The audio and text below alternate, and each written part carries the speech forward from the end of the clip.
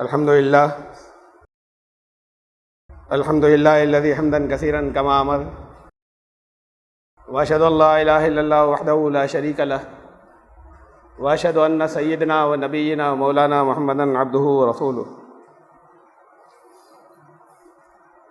برادران کرام، ایک نیا اسلامی سال شروع ہو گیا۔ آج 2 تاریخ ہے۔ مسلمانوں کو تو یاد بھی نہیں رہتا، وہ تمام دنیا وہ 1 جنوری کو تو یاد رکھتی ہے کہ نیا سال شروع ہو رہا ہے، اور دنیا کی مختلف قومیں اپنا نیا سال شروع ہونے پر خوشیاں مناتی ہیں۔ خوشی منانے کا انداز اسلام کا پاکیزگی کے ساتھ میں ہے۔ کچھ عزم ہوں، کچھ ارادے ہوں، کچھ اچھے کام کیے جائیں، کچھ پچھلی غلطیوں کا محاسبہ یا اس کا انالیسس کیا جائے، کچھ آگے کے لیے پروگرام مرتب کیے جائیں، کچھ عہد کیے جائیں۔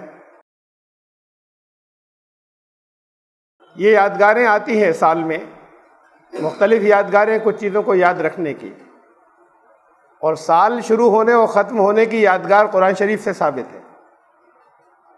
سال شروع ہونا، مہینہ شروع ہونا، بہرحال مسلمانوں کو تو عام طور سے یاد بھی نہیں رہتا۔ نیا سال شروع ہو گیا، بہت سے لوگوں کو یہی یاد نہیں ہوگا کون سا ہے۔ محرم کا نام تو ابھی آنے لگے گا چند دنوں میں، تھوڑا سا زیادہ، لیکن سال کون سا ہے؟ سن 1437 شروع ہوا ہجری کا، ہجرت کو کے بعد سے سال گنے جاتے ہیں اسلامی کیلنڈر کے، ہجری کیلنڈر کے۔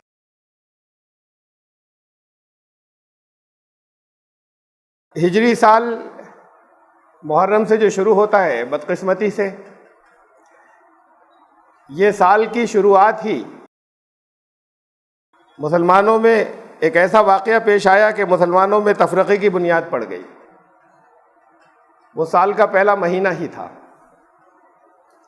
اس لیے محرم میں چاروں طرف ماتم ہوتا ہوا نظر آتا ہے۔ مسلمانوں کا ایک بہت بڑا گروہ جگہ جگہ دنیا بھر میں ماتم کرتا نظر آتا ہے۔ یہ ماتم جاری رہے گا چہلم تک، اگلے مہینے تک۔ حضرت حسین رضی اللہ تعالیٰ عنہ کی بڑی دردناک شہادت ہوئی، اور ان کے ساتھیوں کی، اور یہ واقعہ آگے مزید آگے چل کر کچھ اختلافات پہلے سے تھے 2 گروہوں میں، اور آگے چل کر مختلف مستقل مسلمانوں میں 2 فرقے بننے کی بنیاد بن گیا۔ جب ایک مرتبہ بن گئے فرقے تو پھر یہ سلسلہ رکا نہیں۔ شیعوں اور سنیوں دونوں میں بہت فرقے بنے۔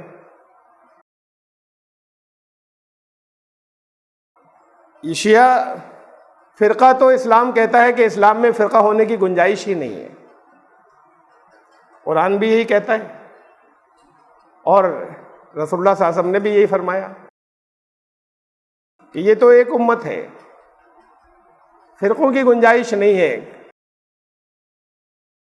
رائے کے اختلاف ہو سکتے ہیں مسائل کے اوپر، اس پہ ایسا نہیں ہوگا کہ کچھ گروہ جو ہیں وہ مستقل ناموں کے اعتبار سے بنتے چلے جائیں، اور پھر وہ اتنی شدت اختیار کر لیں کہ ایک دوسرے کو دین سے خارج کرنے لگیں۔ بس یہ حل نکال لیا۔ پھر فرقہ ہونا، پھر کسی فرقے میں آنا، اسلام سے نکل جانا ہے۔ یہ ایک جگہ نہیں، بہت سی جگہوں پر کہا قرآن نے، وَلَا تَمُوتُنَّ إِلَّا وَأَنْتُمْ مُسْلِمُونَ۔ دیکھو ایسے حالت میں موت نہ آئے تمہیں کہ تم مسلم نہیں تھے۔ وَاعْتَصِمُوا بِحَبْلِ اللَّهِ جَمِيعًا وَلَا تَفَرَّقُوا، اور اللہ کی رسی کو مل کر مضبوطی سے پکڑے رہنا، فرقوں میں مت بٹنا۔ ایک جگہ فرمایا إِنَّ الَّذِينَ فَرَّقُوا دِينَهُمْ وَكَانُوا شِيَعًا لَسْتَ مِنْهُمْ فِي شَيْءٍ۔ جن لوگوں نے اپنے دین میں فرقے بنا لیے اور بہت سے گروہوں کے اندر تقسیم ہو گئے، نبی تمہارا کسی ایک معاملے میں کچھ بھی واسطہ نہیں ان سے۔ یہ ایک جگہ نہیں، بہت سی جگہوں پہ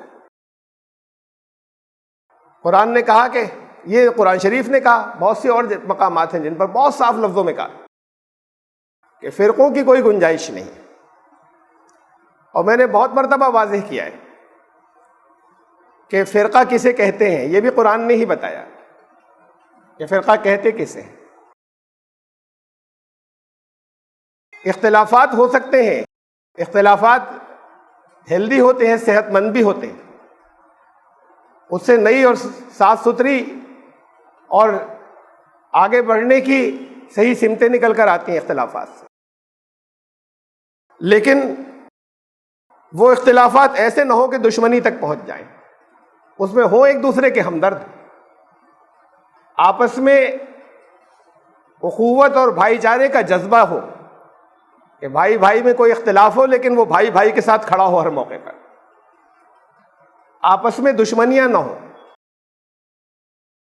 قرآن نے یہ بھی قرآن نہیں بتایا، جہاں فرقے کی بات کہی وہ کہا وَاذْكُرُوا نِعْمَتَ اللَّهِ عَلَيْكُمْ إِذْ كُنْتُمْ أَعْدَاءً، یاد کرو کہ پہلے کتنی دشمنیاں تھیں تمہارے اندر.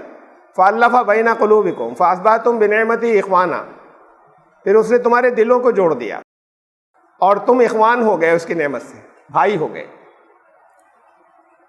بھائی کی اسپرٹ باقی رہے، اختلافات ہوں، وہاں تک تو مسلک کہلائیں گے، وہاں تک اختلاف رائے کہلائے گا. دشمنی کا درجہ آ جائے، بات چیت کرتے ہوئے منہ سے جھاگ نکلنے لگے، ایک دوسرے پر حملے ہونے لگے، ایک دوسروں کو مسجدوں سے نکالنے لگے اور پھر فتوے بھی دینے لگے، اعلان کرنے لگے ان کے دوسروں کے کافر ہونے کا، یہ پھر فرقے ہو جاتے. اب اس کا اسلام میں تو گنجائش نہیں ہے فرقوں کی، تو اس کا حل یہ نکالا کہ ہم جس گروپ میں ہیں بس وہ حق پر ہے، باقی تو مسلمان ہی نہیں ہے، فرقے کے در سے ایک ہی ہے، باقی تو ہے ہی نہیں کچھ. سب کو باقی کو خارج کر دو، سب کو مسلمان مانیں گے تو فرقے ہوں گے، باقی کو خارج کر دیا جائے تو پھر ایک ہی رہے گا نا، بس یہی اسلام ہے. اب بہت سی جگہوں پر تو اس کا پھر یہ حل نکال لیا. سنیوں کی بہت بڑی تعداد نے، سب نے نہیں، شیعوں کو خارج کر دیا اسلام سے، شیعوں کی بہت بڑی تعداد نے، وہ بھی سب نہیں، سنیوں کو خارج کر دیا اسلام سے. وہ مسئلہ حل ہو گیا کہ اسلام تو بس یہی ہے فرقے کی طرف. اور پھر سنیوں میں ہوا یہ کہ جتنے گروپ بنے ان میں سے ایک دوسرے کو انہوں نے نکال باہر کیا، اور پھر بات تو اور اس سے بہت آگے تک بڑھتی چلی گئی. اب بھی وہ سلسلہ جاری ہے نکال باہر کرنے کا، نئے نئے گروپوں کا، کسی پرانے ایک دو گروپ کی بات نہیں ہو رہی. اسلام سے چھوٹی چھوٹی تھی، بہت چھوٹے چھوٹے سے اختلافات کے اوپر اسے بہت بڑا اور بنیادی اختلاف بنا کر اور اسلام سے باہر نکالنا شروع کر دیا کہ فرقے پھر بچے ہی نہیں. پھر اس طرح کی روایات بھی آئیں ان کو باقی رکھنے کے لیے کہ اختلاف میں رحمت ہے. میری امت کے کہ رسول اللہ صلی اللہ علیہ وسلم کی زبان سے کہ میری امت کے اختلاف میں رحمت ہے. اختلاف میں تو کبھی رحمت ہو ہی نہیں سکتی، اتحاد میں رحمت ہوتی ہے. اب میں اس پر کہاں آپ کو قرآن شریف کی آیات سناؤں، یہ تو بنیادی اصول ہے. اختلاف رائے تک رہے تو کوئی حرج نہیں ہے، لیکن اختلاف جب بہت بڑھ جائے تو رحمت کہاں سے ہوگی؟ اگر رسول اللہ صلی اللہ علیہ وسلم نے ایسا فرمایا تو اس کا مفہوم غلط سمجھا گیا. عقیدے کے اختلاف کو نہیں کہا انہوں نے، کہہ ہی نہیں سکتے کہ اس میں رحمت ہوگی.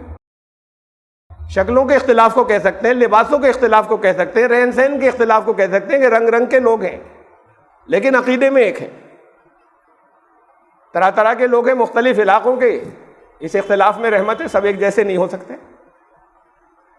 یہاں ہمارے یہاں اسمانوں میں لیے گئے شکل صورت سب کی ایک جیسی ہو جائے اور اس میں خوب ایک دوسرے کے گریبان پکڑیں اور ایک دوسرے کو ماریں اور قتل کریں عقیدوں میں. شکلیں ایک جیسی ہو سکتی، اس اختلاف میں رحمت مان لی گئی. پھر یہ بھی آیا سامنے کہ یہ بھی بات آئی کہ کتنی چیزیں ایسی ہیں جو بات کو داخل کر دی گئی ہمارے مستند اور صحیح ان لوگوں کی کتابوں کے اندر، سب بات کو ہی، اور اس کے لیے کسی سند کی ضرورت نہیں ہے دیکھنے کی. جو چیزیں براہ راست قرآن شریف کے خلاف ہیں یا پیش آنے والے واقعات کے خلاف ہیں وہ غلط ہے. کوئی چیز رسول اللہ صلی اللہ علیہ وسلم سے منسوب کی جائے کہ آئندہ ایسا ہوگا اور اس کے بالکل خلاف ہو جائے تو وہ کہی نہیں تھی رسول اللہ صلی اللہ علیہ وسلم. یہ اپنے آپ میں ثبوت ہے، اس میں کسی سند کی ضرورت نہیں. کوئی چیز رسول اللہ صلی اللہ علیہ وسلم کی زبان سے منسوب کی جائے اور قرآن شریف کے واضح طور پر صاف الفاظ میں خلاف ہو تو کہہ نہیں سکتے رسول اللہ صلی اللہ علیہ وسلم۔ تو بعض چیزیں تو صرف اس بنیاد پر منع کر دینے کی ہوتی ہیں، اس لیے کہ سندیں بھی تو جھوٹی حدیثوں کے ساتھ میں جھوٹی سندیں بھی تو گڑی گئیں، ایسی تھوڑی کہ اب ہم سند گڑی گئی، اس میں بعض جو گڑی گئیں وہ بڑی پکی نکلی، اب اسے ہم خالی اس بنیاد پر صحیح نہیں مان سکتے۔ مسلمانوں میں 73 فرقے ہوں گے، عیسائیوں میں 72 اور یہودیوں میں 71، مسلمانوں میں 73 ہوں گے، بس ایک اس میں نجات والا ہوگا، باقی 72 جہنمی ہوں گے، بس سب خوش۔ ہمارا جو ہے وہ جنتی ہے، اور فرقے تو بتائے تھے ہوں گے 72، یہ سب ہو رہے نا باقی جہنمی، وہ ہمارا جنتی ہے۔ میں نے پہلے بھی یہاں پر کہا تھا کہ سینکڑوں فرقے، 72 کہاں سے اور 73 کہاں سے؟ اور پھر کچھ لوگوں نے مانگی تھی، میں نے دے دی تھی، ایک دفعہ کہا تھا یہاں پر کہ عیسائیوں میں 300 فرقے کی لسٹ تو میرے پاس ہے، کچھ لوگوں نے کہا ہمیں دے دیجئے، میں نے دے دی، اور میں نے اس کا ذکر کیا چرچ کے ایک ذمہ دار سے یہاں، تو وہ ہنسے، کہنے لگے 25,000 سے اوپر، بولے رجسٹرڈ ہیں یہ آن ریکارڈ رجسٹرڈ 25,000 سے اوپر، جن کے عقائد ایک دوسرے سے مختلف ہوئے، اور پھر جو ان رجسٹرڈ ہیں ان کا پتہ نہیں۔ اب یہاں پر حدیث کی اس کتاب میں وہ روایت کہتی 72، تو بات تو یہی غلط ہو گئی ساری، وہ فرقہ ناجیہ والی پوری ساری کے یہ تو بنیاد بن گئی لڑانے کی ایک دوسرے کو کہ ہمارا جنت والا باقی سب جہنم میں۔ تو عیسائیوں کے انہوں نے چرچ کے ذمہ دار نے کہا 25,000 سے اوپر رجسٹرڈ، لیکن ان 25,000 میں وہ جھگڑے نہیں ہوتے، وہ ہیں تو الگ الگ ڈینومینیشنز کہلاتے ہیں وہاں پر، وہ جن کے عقائد ایک دوسرے سے کافی جن کی تشریحات انجیلوں کی ایک دوسرے سے مختلف ہیں، تو عقیدے بدلے ہوئے ہیں ایک دوسرے سے، اور وہ ایک دوسرے کی نہیں مانتے، مذہبی طور پر بالکل نہیں مانتے۔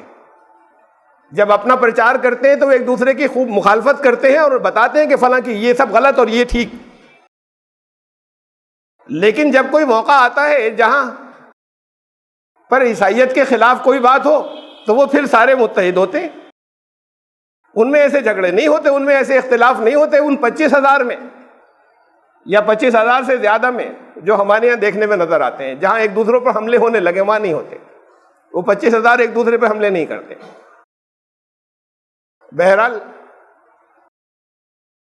یہ جو تقسیم ہوئی اور اس کے بعد یہ تقسیم کا سلسلہ رکا ہی نہیں، یہ صرف تذکیر اور یاد دہانی کے لیے ہے۔ میں تو پہلے بھی یہاں پر کئی مرتبہ یہ بات کہہ چکا ہوں کہ قرآن نے ہم سے یہ کہا تھا کہ اللہ نے تم سب کا نام مسلم رکھا، ہوا سماکم المسلمین، اللہ نے رکھا ہے تم سب کا نام مسلم، من قبل وفی ھذا، اس قرآن کے آنے کے بعد، محمد صلی اللہ علیہ وسلم کے آنے کے بعد کے بھی جو لوگ اور اس سے پہلے بھی جو نبیوں پہ ایمان لانے والے تھے ان کا نام بھی اللہ نے مسلم رکھا تھا۔ انہوں نے تو جو کیا وہ کیا پچھلے لوگوں نے، قرآن نے کہا تم سب کا نام مسلم، ہم نے کہا کافی نہیں ہے، اللہ سے تھوڑی سی مسٹیک ہو گئی، کچھ ساتھ میں اور آگے کی تفصیلات رہ گئیں، وہ ساتھ میں جوڑنا لازم ہے، لازم نہیں ہوتا تو کوئی بات نہیں تھی، مختلف لوگوں کی مختلف صفات ہوتی ہیں، اس کے ساتھ میں اگر کچھ اور بھی ساتھ میں کہا جاتا ہے پہچان کے لیے تب کوئی اتنی زیادہ اہم بات نہیں تھی، لیکن وہ ساتھ میں جوڑنا لازم ہے۔ آپ سے کوئی پوچھے آپ کیا ہیں، مجھ سے پوچھا بہت سی دفعہ ایسا ہوا جہاں پوچھا کہ آپ کون ہے، مسلم ہے، تو کون سے، یہ تو پہلا سوال ہوتا ہے، خالی مسلم کیا ہوتا ہے، کون سے مسلمان؟ میں کہا نہیں خالی مسلم، کہتے ہیں ایک نیا فرقہ بنا لا ہے، خالی مسلم بھی کچھ ہوتا ہے، یہ تو کچھ ہوتا ہی نہیں، تقسیم کی کوئی حد نہیں، پھر وہ لازم ہے، ضروری ہے ساتھ میں جڑنا ہو۔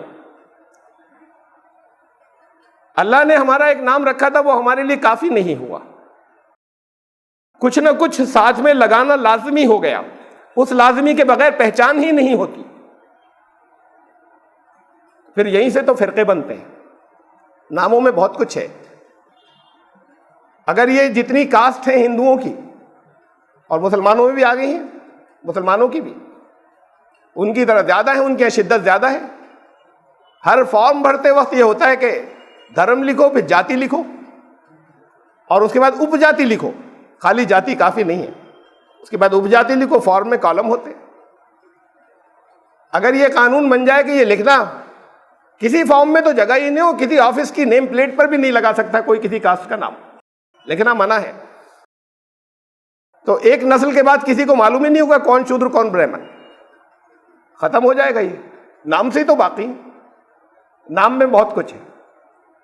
اگر یہ نام ختم ہو جائے مسلم کے علاوہ سب، تو علمی اختلافات ہوں گے وہ رفع ہو جائیں گے آپس میں، علمی اختلاف رائے جو ہوگا وہ ایک دو نسلوں میں ختم ہو جائے گا، لیکن یہ تو قیامت تک کے لیے پرماننٹ ہو گئے، جب تک کہ واپسی اسی جگہ نہ ہو کہ سب مسلم ہوں گے تب تک پرماننٹ ہو گئے، اگر جب تک یہ نام پرماننٹ ہے کہ اس کے ساتھ جڑا ہے کہ نہیں ہم سنی مسلمان اور ہم شیعہ مسلمان، اور پھر سنی میں بھی پھر آگے بہت سے، اور شیعوں میں بہت سے، شیعہ بھی خارج کرتے ہیں اپنے دوسرے اور بہت سے فرقوں کو، سب ایک دوسرے کو خارج کرتے ہیں، یہ بھی سب ایک دوسرے کو خارج کرتے رہتے ہیں۔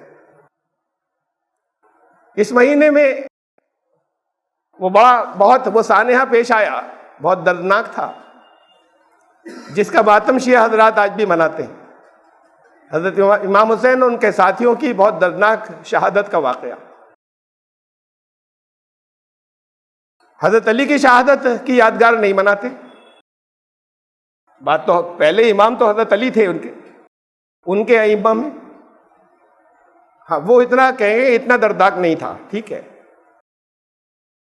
انہوں نے ان کا وہ جو دردناک واقعہ تھا وہ تو اس دنیا میں زندگی تک تھا نا، اس کے بعد تو شہادت ملی، بڑے اونچے مقامات پر ہیں، بہت اچھی جگہ پر ہیں، ایسے مقامات پر ہیں جس کی تمنا و حسرت ہر ایک کو ہو، تو ماتم اس کا تو نہیں ہو رہا نا، ماتم تو یہاں جو تکلیف پہنچی تھی اس کا ہو رہا ہے، تو یہاں جو تکلیف رسول اللہ صلی اللہ علیہ وسلم کو طائف میں پہنچی تھی اس کا بھی ماتم ہونا چاہیے، اس کا ماتم تو نہیں کرتے۔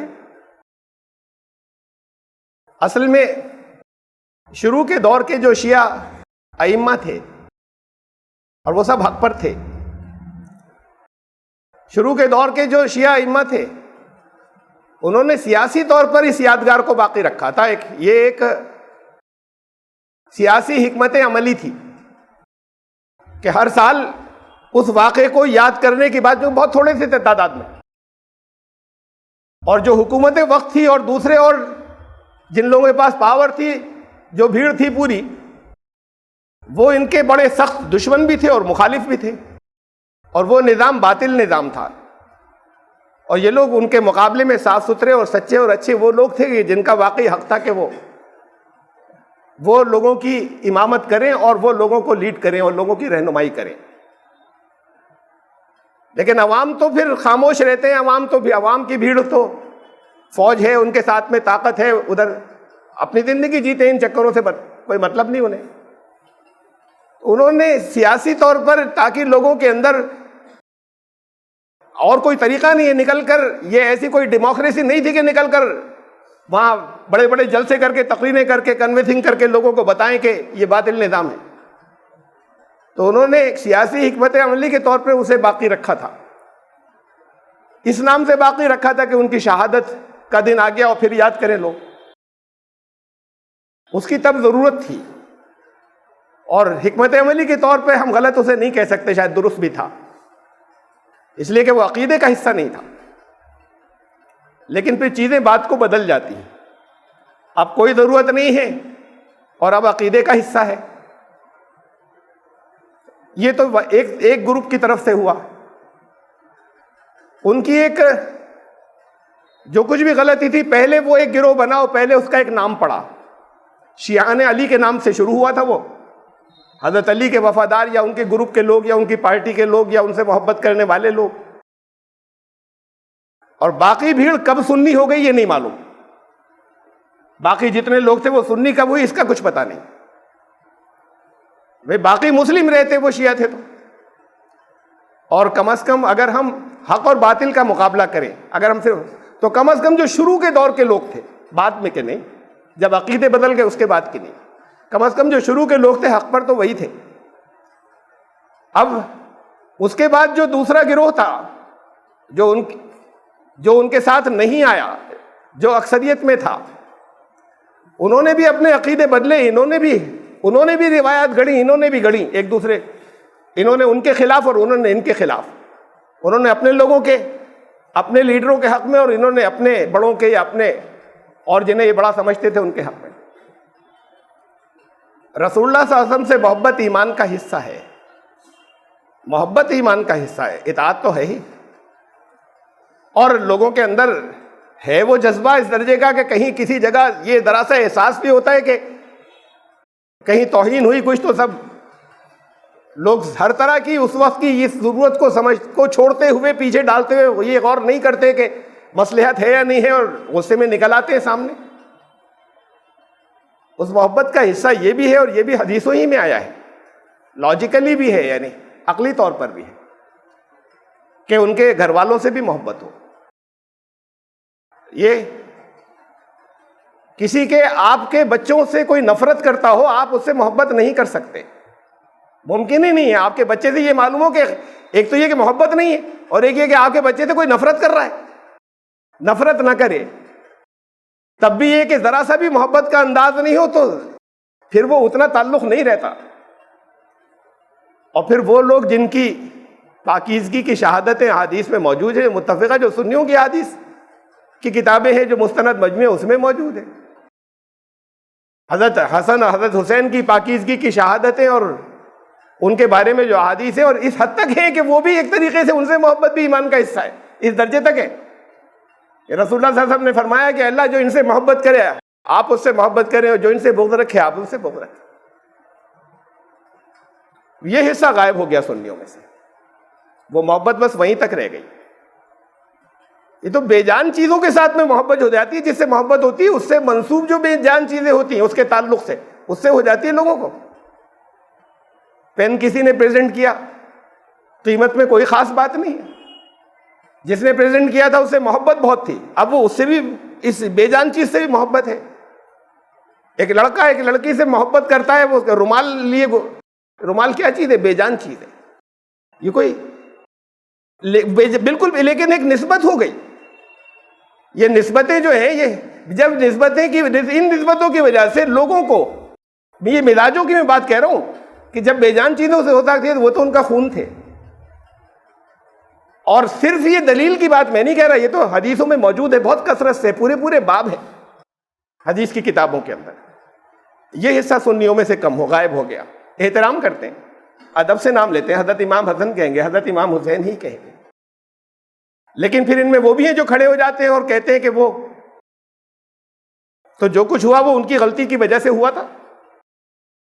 پھر بات یہیں تک نہیں رکتی، بلکہ ان کے اوپر حملہ کرنے والے بہت پاکیزہ لوگ تھے، پھر ان کے ساتھ رحمت اللہ علیہ اور رضی اللہ عنہ بھی لگتے ہیں ساتھ میں، یعنی دشمنوں کے ان کے جو ان کی شہادت کے ذمہ دار تھے. اور اس میں تاریخ مس کر کے پیش کی جاتی ہے. تاریخ تو دو دھاری تلوار ہے، مختلف لکھنے والوں نے اپنے اپنے طریقے سے لکھی. پچھلی چیزیں جو ہے وہ لکھی ہوئی کہیں ایک گروپ کے انداز کی بات چیزیں ملتی ہیں، کہیں دوسرے گروپ کے انداز کی بات ملتی ہیں. اب آپ کوئی کتاب لکھنے کے لیے بیٹھے، لیں گے تو وہیں سے جو پہلے چیزیں موجود ہیں اس میں سے ساری اس میں سے چھانٹ لیجئے. جو کسی ایک طرف کی آپ لینا چاہتے ہو تو آپ بالکل دوسرے کو قصوروار ثابت کر دیں گے، اور سب ادھر سے نکال لیں تو ان کو قصوروار ثابت کر دیں گے.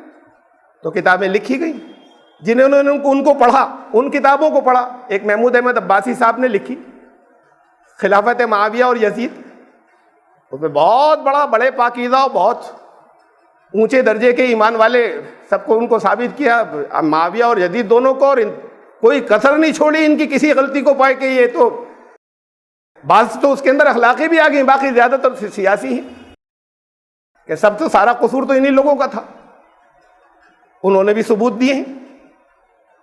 تو اب یہ تاریخ میں دو طرح کی چیزیں مل رہی ہیں. اب آپ وہاں نکال کر انہوں نے جہاں پر یک طرفہ جہاں جو چیزیں ملتی تھیں اسے اکٹھا کر لیا، کچھ اور ملتی ادھر جو ملتی تھی کچھ لوگوں نے اسے اکٹھا کر لیا. آپ کسے لیں گے؟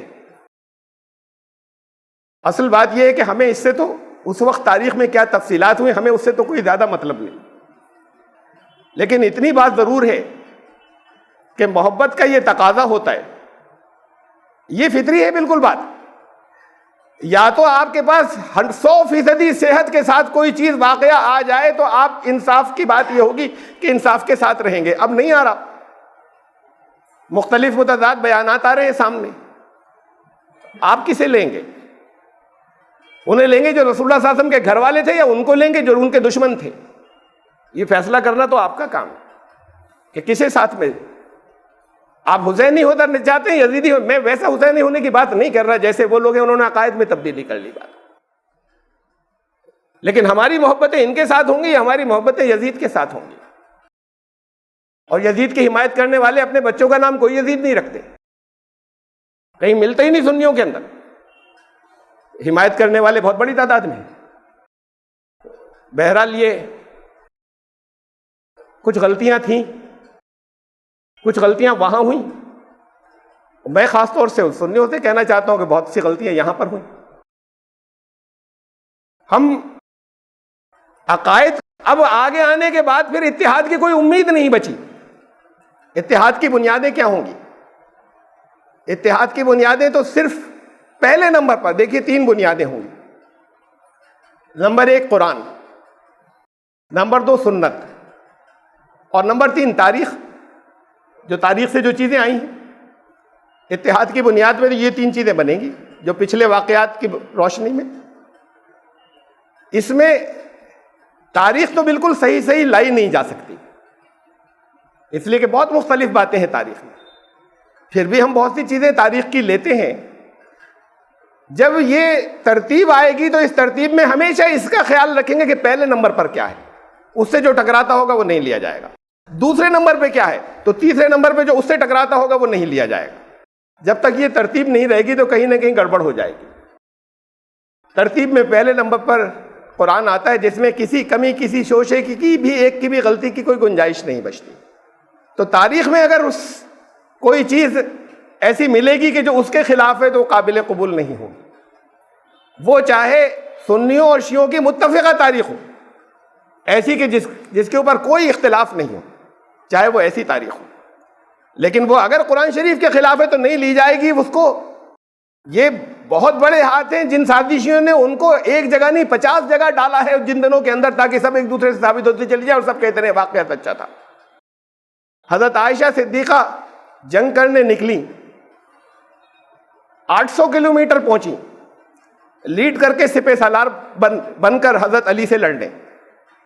واقعہ کیا تھا کہ حضرت عثمان کی شہادت کا بدلہ لینا ہے، قصاص۔ حضرت علی جو ہے اس پر زیادہ توجہ نہیں کر رہے ہیں، یہ جنگ کی بات نہیں تھی کہ حضرت علی اس پر زیادہ توجہ نہیں کر رہے ہیں۔ اگر نکلنا ضروری ہی تھا تو پہلے، اور حضرت علی نہیں آ رہے تھے ان کے پاس تو پہلے ان کے پاس جاتی اور ان سے بات کر لیتی۔ یہ درمیان میں جو اب آج کوئی آپ کا موبائل تھوڑی ہے کہ اٹھایا اور بات کر لیا، درمیان کے لوگ تو بہت گڑبڑ کرتے ہیں۔ تو جب نکلی ہی تھی تو نکل کے جا کے بات کر سکتی تھی، گفتگو کر سکتی تھی، حضرت علی کو بلا سکتی تھی۔ کبھی یہ معلوم ہو کہ بلایا اور وہ نہیں آئے اور نہیں آ رہے تھے تو چلی گئی ہوتی، لڑنے ہی کیوں پہنچی؟ حضرت عائشہ نہیں گئی لڑنے۔ سنیوں کی تاریخ میں بھی ہے اور شیعوں کی تاریخ میں بھی ہے، قیامت تک شیعہ حضرت عائشہ کو معاف نہیں کر سکتے، قیامت تک معاف نہیں کر سکتے۔ اس کے بعد بھی نہیں کر سکتے کہ ان کی جو سب سے مستند کتاب ہے قرآن کے بعد اور پریکٹیکلی نمبر 1 پر نہج البلاغہ، یہی تو ہمارے یہاں بھی ہے یا سنیوں کے یہاں بھی ہے، کہتے ہیں قرآن کے بعد سب سے مستند یہ حدیثوں کی کتاب ہے، لیکن عملاً اسی کو سب سے مستند مانتے ہیں، قرآن کو پیچھے لے جاتے ہیں۔ تو وہ بھی عملاً سب سے مستند نہج البلاغہ کو مانتے ہیں۔ حضرت علی کے اس کے اندر تقریریں ہیں، قول ہیں اور خطبے ہیں۔ نہج البلاغہ میں موجود ہے یہ بات لکھی ہوئی کہ حضرت علی نے کہا حضرت عائشہ صدیقہ کا پرانا احترام اور عظمت باقی رہے گا، اسے بھی نہیں مانتے۔ جہنمی، اور پھر اس کے بعد اور روایات ہیں کہ جہنم میں کیسے کیسے عذاب ان کو ہوں گے، یہ بھی ہیں سب ان کے یہاں، وہ ان کے یہاں حدیثیں کہلاتی ہیں کہ ان کے یہاں کی حدیثوں میں یہ سب ہے، اور حضرت علی کے اس قول کی کوئی اہمیت نہیں۔ اب نفرت بھر گئی نا، حضرت علی سے لڑنے کے لیے پہنچی تھی، اور اس لڑنے کی تائید سب سنی بھی کرتے ہیں، وہ سب اس کے اندر موجود ہے۔ قرآن منع کرتا ہے کہ یہ جنگ نہیں ہوئی۔ قرآن کہتا ہے کہ وَالسَّابِقُونَ الْأَوَّلُونَ مِنَ الْمُهَاجِرِينَ وَالْأَنصَارِ، مہاجرین اور انصار میں سے جو پہلے ایمان لانے والے تھے شروع کے دور میں، وَالَّذِينَ تَبَعُهُم بِإِحْسَانٍ، اور پھر بعد کو جنہوں نے ان کی صحیح اتباع کی، رضی اللہ عنہم ورضوا عنہ، اللہ ان سے راضی ہو چکا، وہ اللہ کی مرضی کی خلاف ورزی نہیں کرتے. اس سابقون شروع کے لوگوں میں، شروع کے ایمان لانے والوں میں حضرت علی تو تھے ہی، حضرت عائشہ بھی تھی.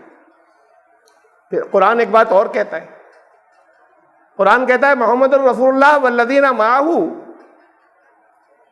اشداء علی الکفار رحماء بینہم.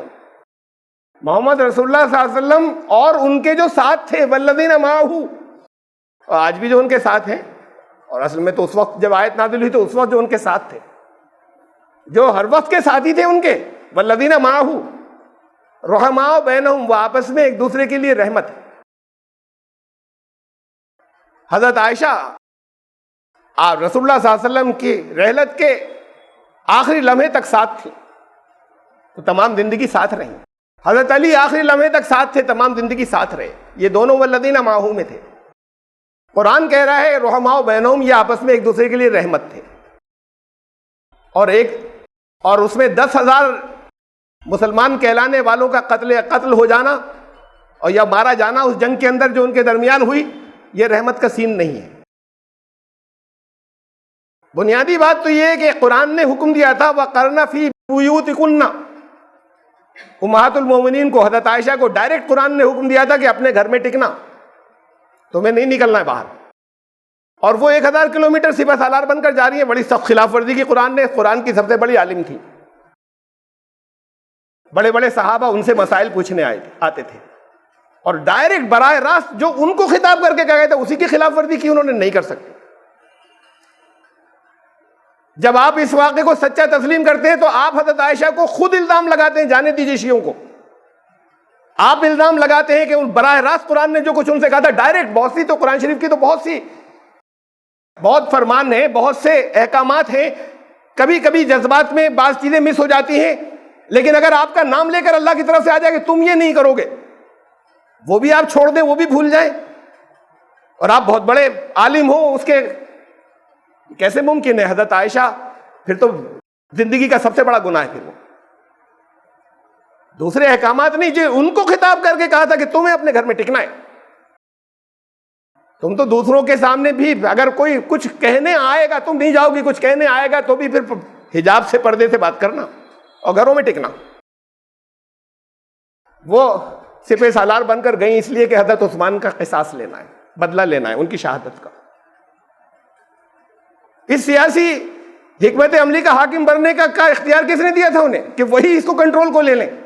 ناپسندیدگی کا اظہار کر دیتی، وہ کافی تھا. انہوں نے نہیں کیا ایسا. یہ آپ لوگوں کا ان پر الزام ہے. میں سنیوں کو کہہ رہا ہوں، سنی حضرات کا یہ آپ کا ان پر الزام ہے کہ انہوں نے اپنی زندگی کا سخت ترین گناہ کیا تھا جذبات میں آ کر، اور اس کی توجیہ آپ یہ کرتے ہیں، انٹرپریٹ اسے ایسے کرتے ہیں وہ تو دین کے مفاد میں کیا تھا، دین کے مفاد میں کیا تھا. وہ اس حکم کو توڑا تھا جو اللہ نے سب سے پہلے براہ راست، جو ان کے لیے سب سے بڑا حکم وہ تھا جو براہ راست ان کو خطاب کر کے کہا گیا تھا، امہات المومنین کو. دین کے مفاد میں کیا تھا. اللہ کے ہر حکم کو توڑتے رہیے دین کے مفاد میں، براہ راست اللہ جو حکم دے اسے توڑتے رہیے دین کے مفاد میں. تو یہ الزام تو آپ لگاتے ہیں اور پھر ماننے کو تیار نہیں ہوتے. تاریخ میں ہے، تاریخ کس کی لکھی ہوئی ہے؟ قرآن کے خلاف جائے گی کوئی تاریخ قابل تسلیم نہیں. نہ یہ قابل تسلیم ہے کہ حضرت عائشہ نے خلاف ورزی کی تھی اس کی، اور نہ یہ قابل تسلیم ہے کہ ان کے درمیان میں جنگ ہوئی جس میں 10,000 لوگ مارے گئے. یہ رحمت نہیں کہلاتی. اور قرآن کہہ رہا ہے یہ آپس میں ایک دوسرے کے لیے رحمت تھے. جب تک ہم حکم قرآن کو نہیں بنائیں گے پہلے نمبر پر، پھر سنت کا نمبر آتا ہے، اور پھر بات کو ہمارے مسائل کے اندر تو تیسرے نمبر پر فقہ. لیکن اگر ہمیں کچھ چیزیں پچھلی معلوم کرنی ہے تو تیسرے نمبر پر پھر تاریخ آتی ہے. تاریخ میں جو کچھ بھی ملے گا قرآن کے خلاف وہ قابل تسلیم نہیں ہوگا، وہ سازشیں ہیں. اور سنت کے نام پہ بھی ہمیں کوئی ایسی چیز ملے گی جو قرآن کے واضح محکم بات کے، ادھر ادھر سے نکال کر گھما پھرا کر نہیں.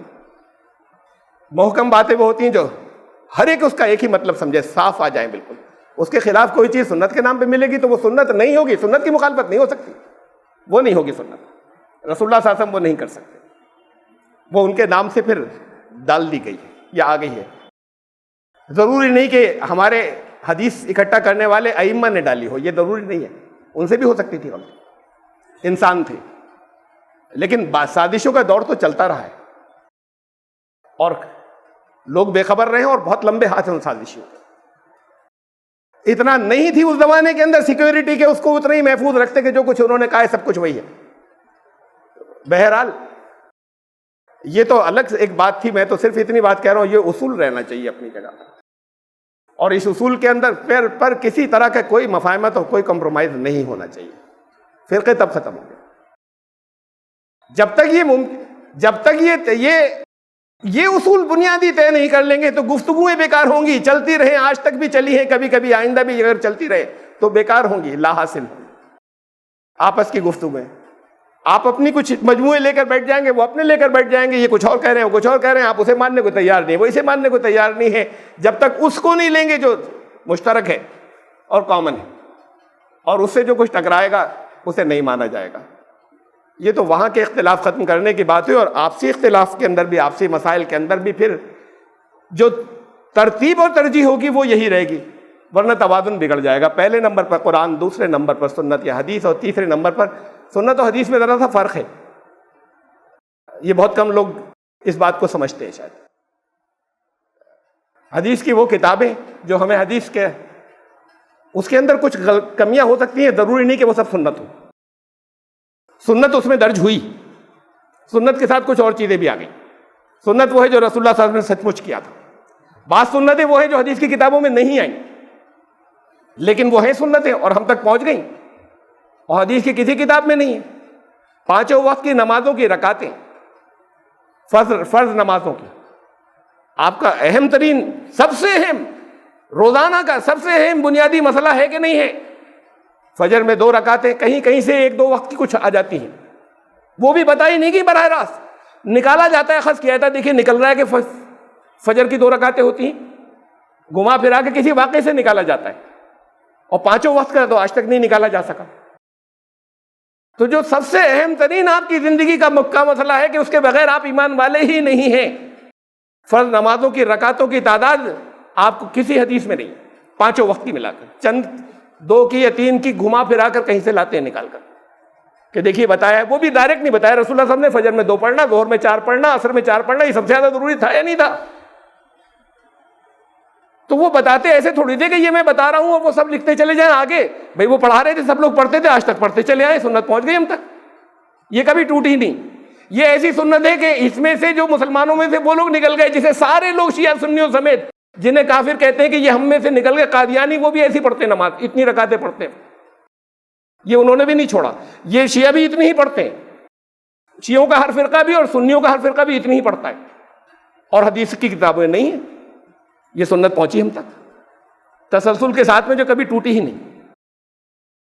ایسا بھی ہوتا ہے کہ بعض سنتیں وہ بھی ہو سکتی ہیں کہ جو وہاں نہیں درج ہوئی اور بہت اہم ہیں، بہت بڑی تعداد میں سنتیں ہمیں وہیں سے ملتی ہیں۔ بعض چیزیں وہ بھی وہاں درج ہو گئی کہ جو سنتیں نہیں ہیں۔ تو پہلے نمبر پر قرآن، دوسرے نمبر پر سنت، اور تیسرے نمبر پر فقہ۔ ہمارے یہاں کچھ لوگوں نے یہ کیا کہ نمبر 1 پہ قرآن، نمبر 2 قرآن، نمبر 3 قرآن، باقی سب سازش اور سب ڈھکوسلا۔ انہوں نے توازن کھو دیا، وہ صحیح راستے پر نہیں رہ سکتے۔ کچھ لوگوں نے ہمارے یہاں پریکٹیکلی عملاً یہ کیا، زبان سے کہے نہیں کہے، نمبر 1 حدیث، نمبر 2 حدیث کی کتابیں، نمبر 3 حدیث کی کتابیں۔ اگر قرآن سے کسی جگہ کوئی ٹکراتی ہے تو قرآن کی وہ آیت کینسل، پڑھیے، عمل مت کریے۔ انہوں نے بھی کچھ زیادتی کی، وہ توازن پر نہیں رہے۔ اور پھر ایک گروہ وہ تھا، اور اس کی تعداد سب سے زیادہ ہے، نمبر 1 فقہ، نمبر 2 فقہ، نمبر 3 فقہ۔ ہمارے الگ الگ اماموں کی، ہر ایک کے اپنے اپنے الگ امام، ان کی فقہ نہ حدیث سے کوئی ٹکراتی ہے تو اس کی کوئی بات سنیں گے، نہ قرآن سے کوئی بات ٹکراتی ہے اس کی کوئی بات نہیں سنیں گے۔ وہ بھی توازن سے ہٹ گئے۔ دین کا صحیح توازن جو ہے وہ یہ ہے، تب فرقے ختم ہوں گے، ورنہ ہوں گے ہی نہیں۔ شیعہ سنی نہیں، سنیوں میں آپس میں جو اختلافات ہیں وہ بھی ختم نہیں ہوں گے۔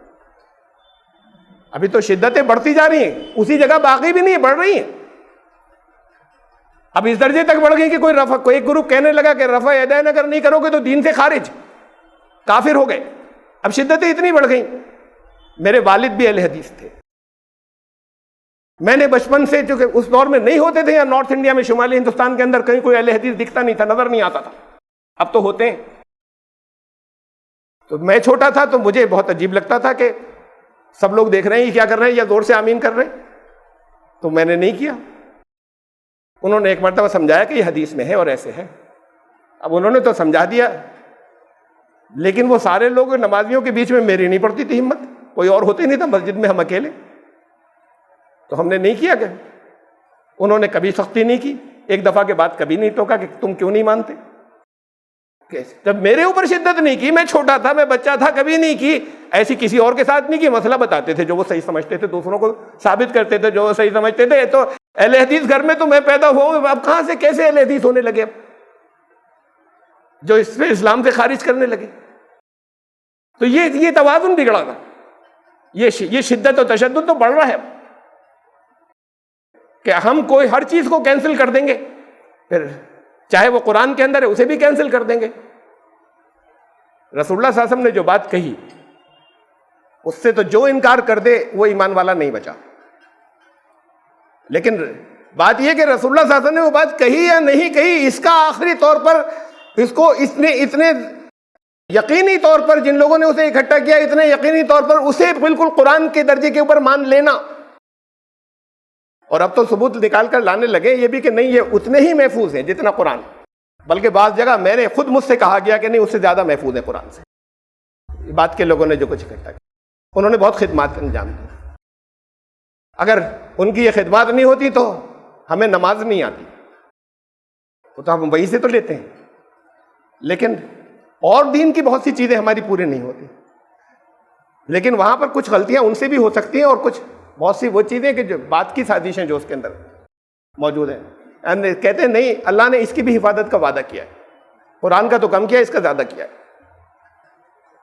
بہرحال یہ شدتیں اگر نہیں ختم ہوں گی، عمل کے لحاظ سے دوسروں سے بہتر لوگ ہیں، ذاتی زندگی کے اندر دوسروں سے بہتر لوگ شدتیں اختیار کر، بہت سے وہ لوگ ہیں جو عمل بھی نہیں کرتے، شدتیں اختیار کرتے ہیں، چاروں طرف بڑھتی چلی جا رہی ہیں، اب حملے ہونے لگے ایک دوسروں کے اوپر، تو پھر اس سے ڈریں کہ یہ فرقے بن رہے ہیں، بن نہیں رہے، بن چکے، اور پھر یہ حدیث ہے رسول اللہ صلی اللہ علیہ وسلم نے بنایا کہ فرقے کسی فرقے میں ہونے کی شکل میں، فرقہ بندی کی صورت میں جس کی موت ہوئی اس کی موت ایمان پر نہیں ہوئی، میں نے ابھی قرآن کی آیات سنائی تھی نا، یہ خود رسول اللہ صلی اللہ علیہ وسلم نے فرمایا۔ آج یہ چونکہ محرم کے مہینے کی وجہ سے اور ایک اختلاف کی بنیاد امت میں سب سے پہلے عقیدے کی اختلاف کی بنیاد اسی مہینے میں پڑ گئی ہے، اس مہینے میں نہیں پڑی، اس مہینے میں ہونے والے ایک واقعے کی وجہ سے ہو گئی، تو اس وجہ سے میں نے کچھ چیزیں آپ کے سامنے رکھی۔ اللہ تعالی ہمیں بالکل صحیح مسلم ہونے کی توفیق عطا فرمائے اور ہماری ترجیحات پرائرٹیز بالکل ٹھیک رہیں۔ بارک اللہ لنا ولکم فی القرآن العظیم انہ تعالی جواد۔